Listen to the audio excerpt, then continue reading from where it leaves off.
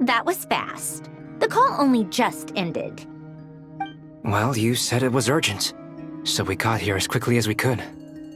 Albedo, I have some alchemy questions for you. I see. Looks like my knowledge proved useful after all.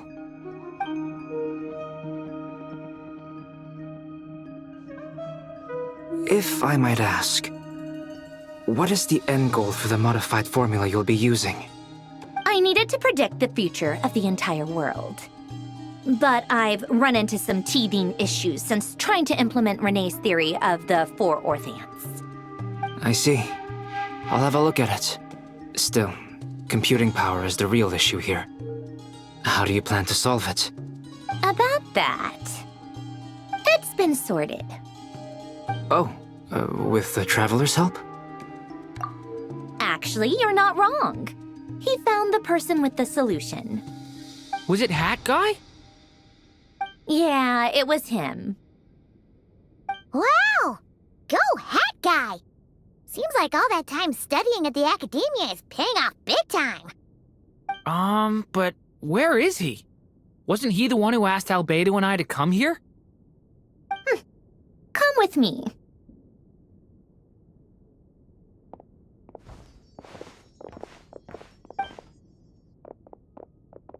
Hat Guy? What's happened to him? Hat Guy! Can you hear us? No response. I guess he's in hibernation. Hat Guy mentioned that he was a puppet.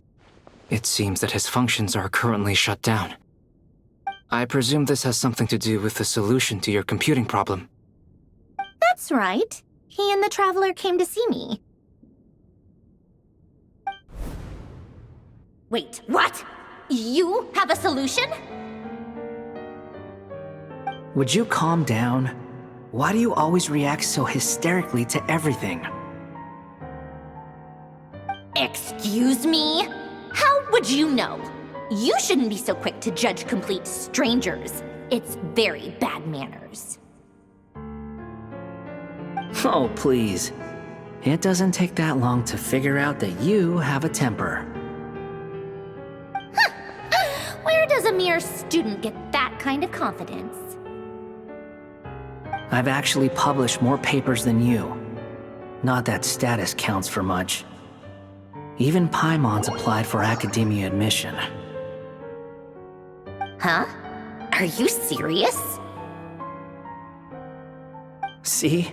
This is why I can't be bothered to explain myself. She recognizes no one's skills but her own. Okay, fine. I'll hear you out. So, tell me, how do you propose to solve my computing power problem? This world itself is constantly processing all kinds of information. If it's the world's future you're trying to calculate, you need a processing device that's designed to cope with that volume. Easier said than done. Only Irminsul can handle that kind of... Wait, is that what you're suggesting? But surely we can't just plug my formula directly into the ley lines. You should be able to tell that I'm not human, right? Yeah, I noticed. The technology, though, seems pretty ancient. Very different from Pontaine's. It's a completely different system. Conrian, to be precise. I'm what they would have called a puppet. Puppets need an energy source and processing power. The artisans who built them sought out the materials most suited for that purpose. You? Do you mean... The Traveler and I have talked it over. He's willing to vouch for you. So, I'll allow you to borrow my core for your calculations. It was built using wood from a silver-white tree, which makes it a small part of Irminsul. Conrian technology and Irminsul wood. Who in the world could have built you? Are you sure about this? A puppet without its core will cease functioning completely. And if it's left in that state for too long, it might not recover. You could die if you do this. You do realize that, don't you? I can put two and two together, yes. No need to rub it in. I won't lie to you. This has never been done before. I cannot guarantee your safety. Doesn't matter. I'm prepared for the worst. Did you two actually talk this through? Is he... Are we really considering this? Yes, we discussed it. The bottom line is, he trusts me, and I trust you. Let's give it a shot, shall we? Honestly, I have no clue where this kid even came from. But for whatever reason, he lent me his core to use in my formula. I'm very close to finishing my calculations now, and the core is currently in use. So I'm sorry, but I can only show you a sketch right now. This is what the core looks like. A silver-white branch. It certainly matches the legends told about Irminsul. Is Hat Guy gonna be okay? He's not gonna die, right? Right? In theory, he should be fine. As long as we put his core back in time. Beyond that, all I can say is that I'll try my best to avoid risk and make sure the core doesn't sustain any damage. I think I know why you called us here now. Someone needs to watch over his body and make sure it's protected until the process completes. Correct. He said that the only ones he trusts here are you two, and the Traveler. And the Traveler will have other work to do. He will have our undivided attention. Aw, Hat Guy. On a more positive note, things are progressing steadily on my end. I'll call everyone in for a meeting once the results are out.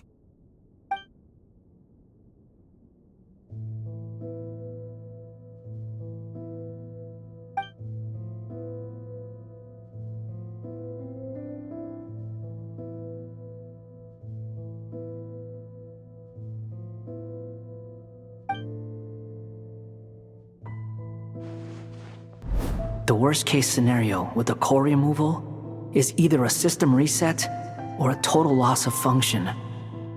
But I'm not afraid. A quiet death should have been my fate long ago. A core is completely different from a heart. It's like another vital organ entirely. I never believed it could be a true replacement for what I sought. But in the end, it turns out the core was more useful to me. Pretty funny when you think about it. It's like the punchline of my entire life. Do you think there's any difference between a puppet and a human? If not, then this would just be another samsara. I have already experienced both a past life and a next life. Part of me wonders whether I'm only capable of making this decision because I've become a real human. What's with that expression? Isn't this a good thing? Sandrone will succeed, won't she? She has to. She will. We all have to persevere until this is over. That's right. And I'll protect you all until a moment of victory arrives.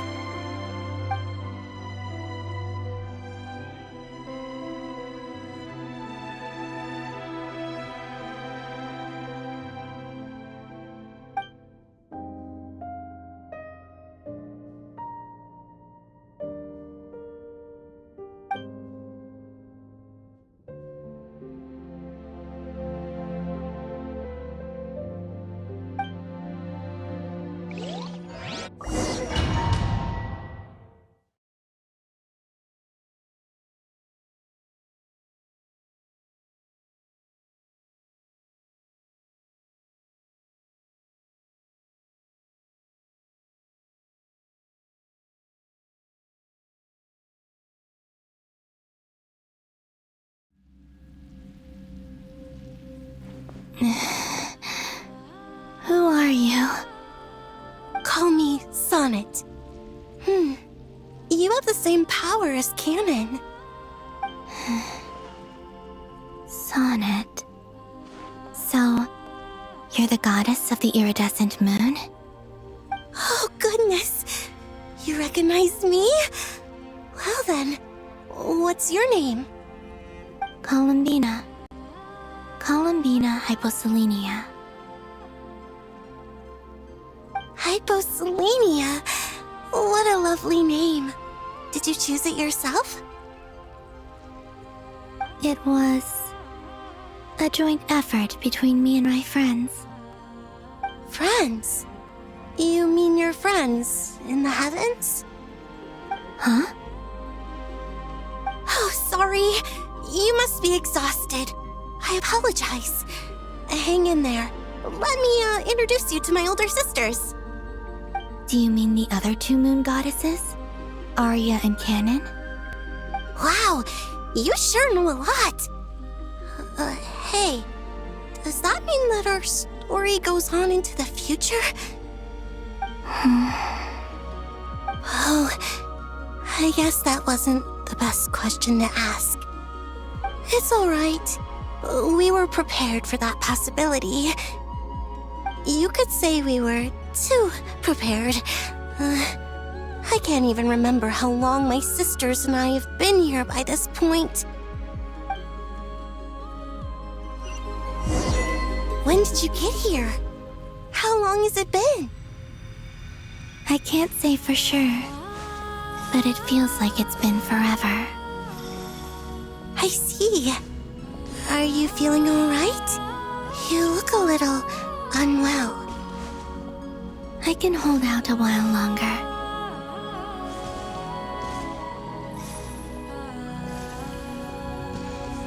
We don't have far to go. The place where my sisters and I are based is just up ahead. Don't worry, they're both really nice. I'll introduce you.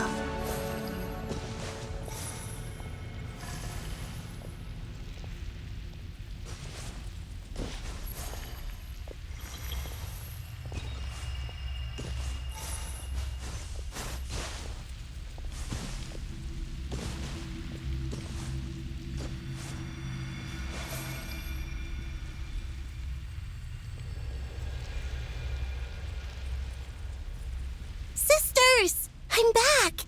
And look who I've brought with me!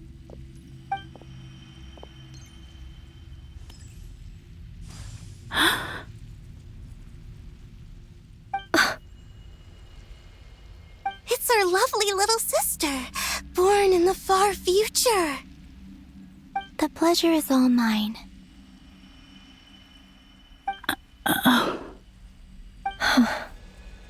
Allow me to introduce you to Columbina Hyposelenia. This is Arya, the goddess of the eternal moon. And this is Canon, goddess of the frost moon. Canon, don't you think Hyposelenia's power is similar to yours? Hello, Columbina. I apologize for our startled reaction just now. And please, forgive our little sister if she's been annoying you.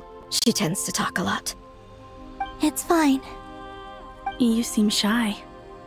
Don't worry, Columbina Hyposelenia. No one can hurt you here. Could you tell me where here is?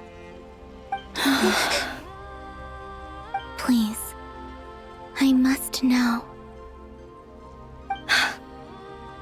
My dear sister, this is where Tevat's original ruler, the Dragon King Nibelung, imprisoned the moon goddesses. What? You're scaring her, Canon. No, I'm fine. Please, continue. Nibelung, our original master, created us in the distant past to maintain Tevat. But he left this world and traveled into the dark universe beyond, to explore worlds vaster still. Day and night, we fulfilled our duty in the heavens, until the day that the first Descender arrived. the great ruler of the firmament. The heavenly principles. Is that what later generations call them? I see. But we did not reject them at first, nor did they seem to harbor ill intent towards this world. We coexisted in peace. They were like a guest in our home. Slowly, however, we came to realize that our guest had a growing desire to change and dominate the world. And you didn't stop it? No. There was an order to the rules they set up that Nibelung never taught us.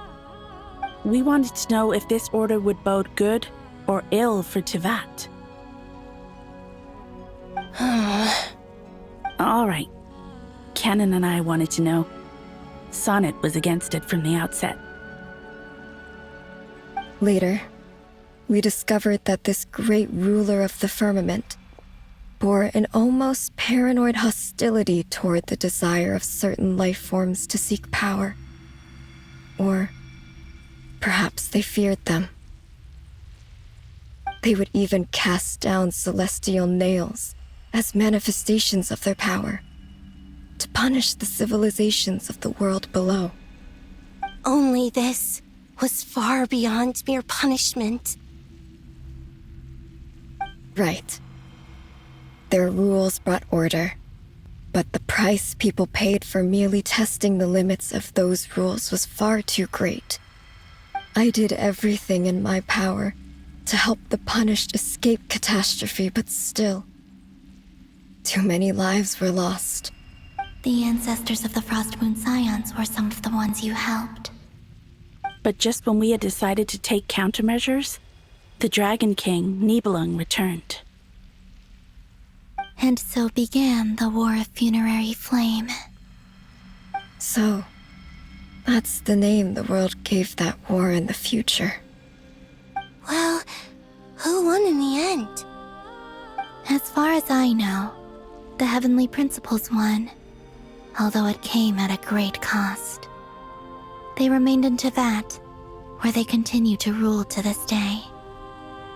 And the world's original master, the Dragon King Nibelung, was destroyed. And what of the moons? Are there still 3 moons in Tivat's skies? You can tell us the truth, Columbina. We know we are but remnants of a bygone age. We are prepared for the answer.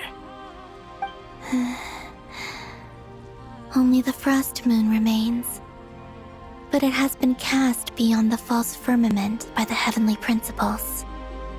The eternal and iridescent moons were both shattered during the war.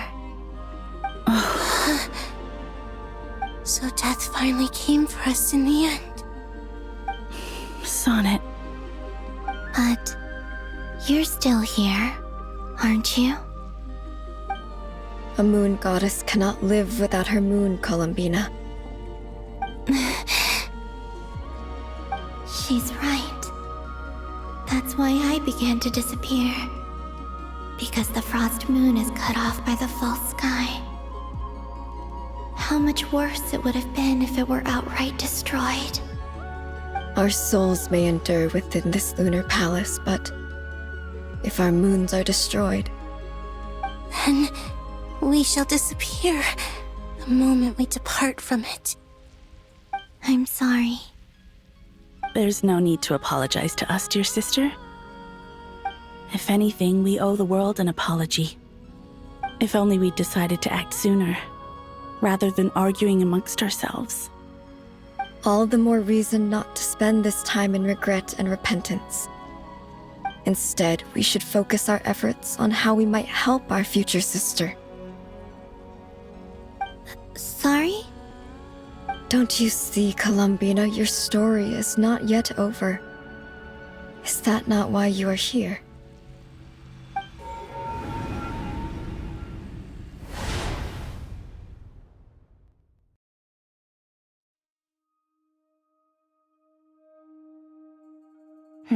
It's done. Initiate numerological array.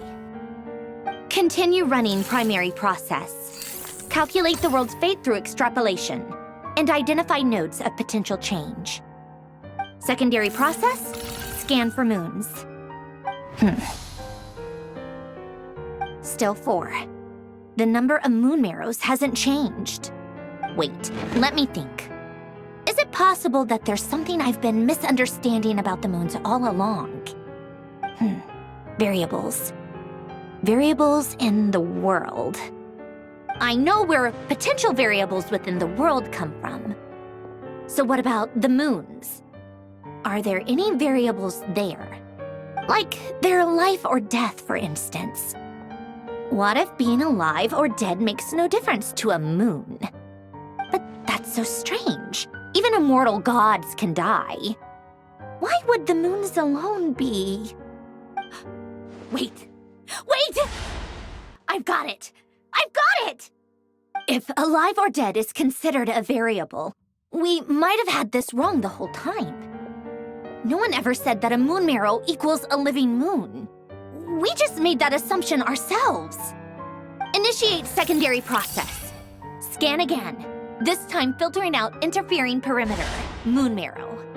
I don't care if they're natural or artificial. Get them out of my search results! Why? It says 3 moons still exist in Teyvat, even after excluding the moon marrows. But we know for a fact that 2 of them are dead. Redo the scan. Narrow the results to living moons and real moons. No, scrap that. Narrow it down to moons that have lunar authority and remain alive. Why? Why is it still 3? What is this, Columbina? Has the world lied to us? Or are you the one pulling the wool over our eyes?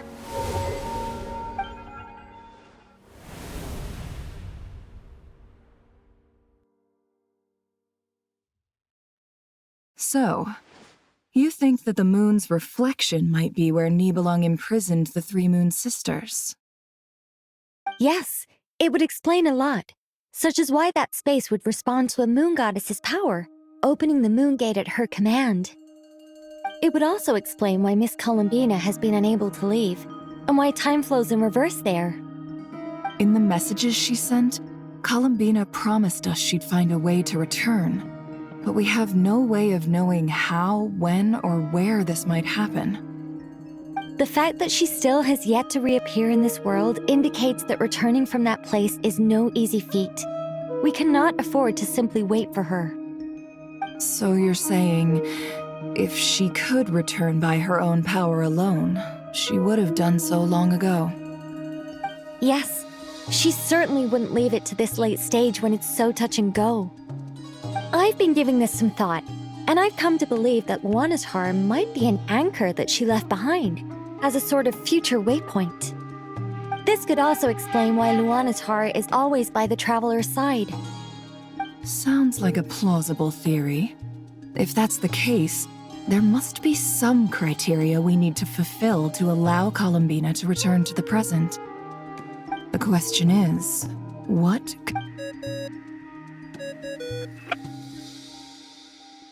Hello? Listen up! This is extremely important!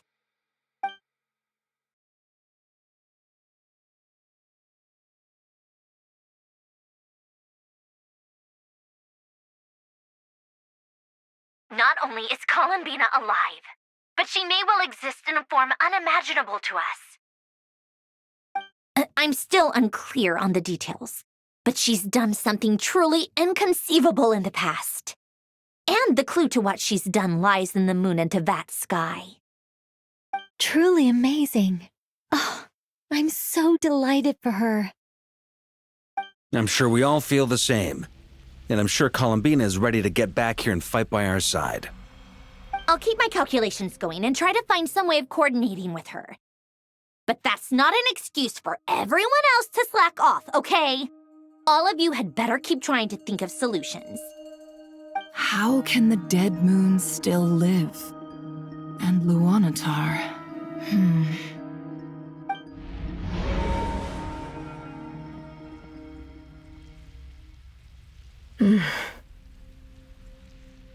It's hard to believe that's what will happen in the distant future. Our authority is linked to the most fundamental rules of Teyvat. I suppose it's no wonder that many would covet that power. I didn't realize that when you said friends, you meant people who live down in Teyvat. That's so lovely. I always wanted to go down there and have some fun. Have you ever tried leaving this prison? Of course. Between us, we've tried everything. But no matter where we go, this space will eventually bring us back here. It's like the center of a whirlpool. Everything ultimately converges here, at the moment when Nibelung imprisoned us. In that case, have you tried using any of those pathways that connect this space to the real world? Sorry? What are those? They're passages through which you can make small-scale changes to reality by using Kuvaki. Or am I the only one who can use those passages? Because part of my soul remains in reality. Kuvaki. What is that? You don't know? It's a unique kind of elemental energy found only in Nodcry, the land from which the moons arose. Oh. Well, it's true that the moons first rose up from the part of Teyvat you say is called Nodcry. But there is no difference in the elemental energy between there and anywhere else. What? Could you show us some of this Kuvaki hyposelenia? Maybe if we see it, it'll make more sense. Okay.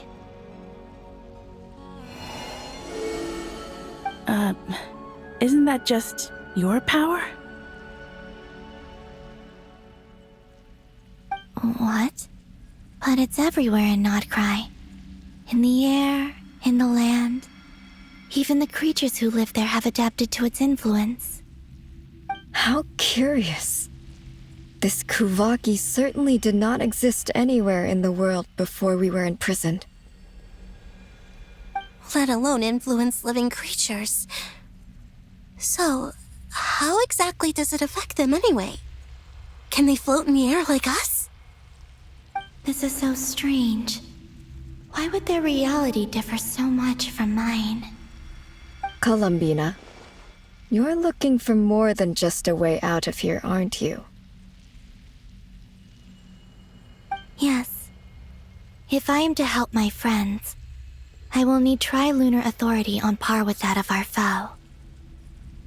You mean... you'll need our power? This sounds extremely risky. The Three Moons' powers are not mutually compatible. Concentrating them into one goddess will be a very painful process. And if anything goes wrong, it could tear you to pieces. I know. But I'm willing to take that risk. Even so, let's say we successfully transfer our authority to you. How will you take it outside this prison? Nibelung constructed this realm specifically to prevent us from using our powers to interfere in his war. No moon goddess can leave this place alive. What if I don't leave alive?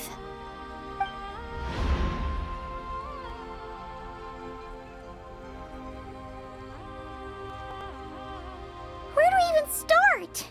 How are we supposed to figure out what we're meant to do to help Columbina?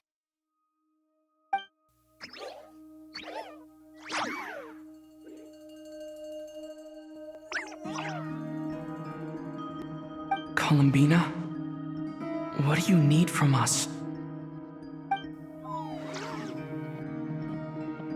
If she really got to the beginning of time in there, how do you think she'd leave us a message?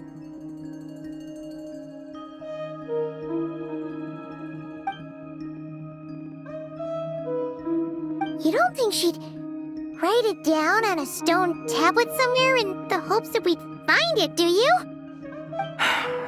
Seems unlikely. Columbina may not talk a lot, but she thinks deeply about issues like this. Let's review what we know. This is the Columbina who fought alongside us against the Reikir of Solnari, and with whom we celebrated Moon Prayer Night. She knows our personalities, our ways of doing things, even our unique strengths and abilities. So, if she wanted to tell us something from a long, long time ago, what would she do? Oh.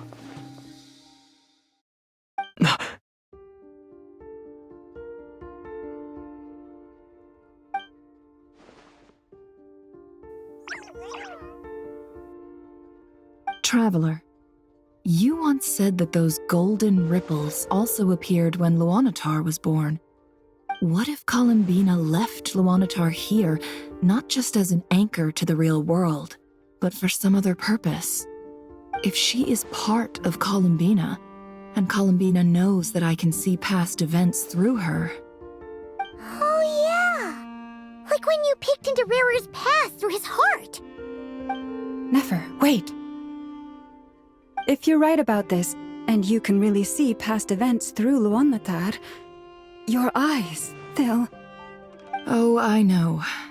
Looking at Rerir's past in Conria was already enough of a strain on my eyes. Looking this far back into the past, it'll surely blind me. But it's our only chance. This is the only way. Boss. We spoke about this once, a long time ago. Do you remember what I said, Yehoda? The day I lose my sight, the Curatorium of Secrets will be yours to run. But... What's wrong? I'd be overjoyed if I were you. This day's come a lot earlier than either of us expected.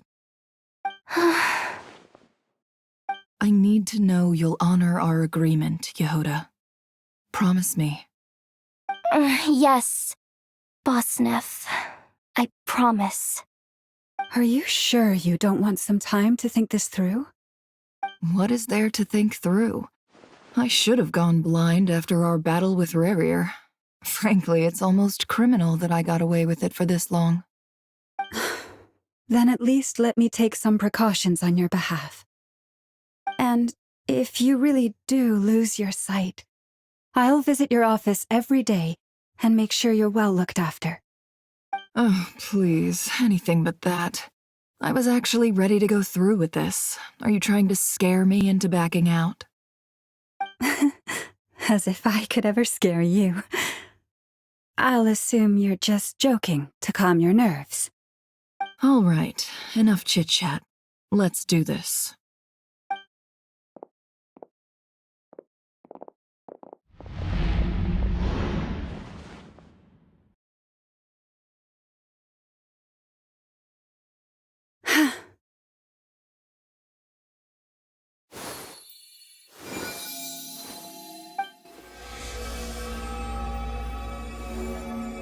All done. Good. Now give me some space.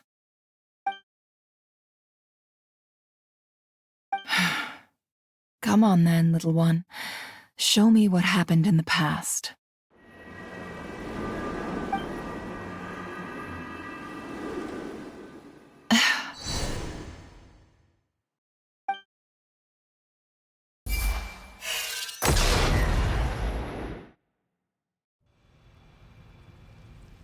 Between the Tri-Lunar Authority, Kuvaki, and the sole-surviving moon, the Frost Moon, I think I might know how to get back.